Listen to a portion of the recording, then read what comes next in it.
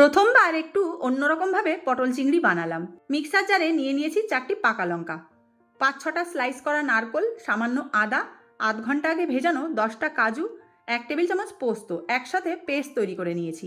200 গ্রাম চিংড়ি মাছে নুন হলুদ মাখিয়ে ভেজে তুলে নিলাম। পরিমাণ মতো আলু পটল টুকরো করে নুন হলুদ মাখিয়ে নিয়েছি, ভেজে তুলে নিচ্ছি। এবার ওই তেলে দারচিনি, এলাচ, লবঙ্গ, তেজপাতা, শুকনো লঙ্কা ফোড়ন দিয়ে দিলাম। 2টি পেঁয়াজ কুচি দিয়ে ভেজে নেব। পেস্ট করা মশলাটা ঢেলে দিচ্ছি। নেড়ে সামান্য মশলার বাটি ধুয়ে জল দিচ্ছি যাতে নিচে লেগে না যায়। এখন স্বাদ মতো নুন, হলুদ গুঁড়ো, জিরে গুঁড়ো, কাশ্মীরি লঙ্কা গুঁড়ো, গরম মশলা গুঁড়ো দিয়ে কষে নেব। ভেজে রাখা আলু পটল দিয়ে মিশিয়ে পরিমাণ মতো জল দিয়ে দিচ্ছি। 2টি কাঁচা লঙ্কা ভেঙে দিয়ে দিলাম। টেস্টের জন্য সামান্য চিনি দিচ্ছি। ঢাকা দিয়ে 4-5 মিনিট রান্না করব। এখন দিচ্ছি ভেজে রাখা মাছগুলো, আবারও ঢাকা দিয়ে 2 মিনিট মতো রান্না করব। শেষে ধনেপাতা কুচি দিয়ে মিশিয়ে নামিয়ে নেব।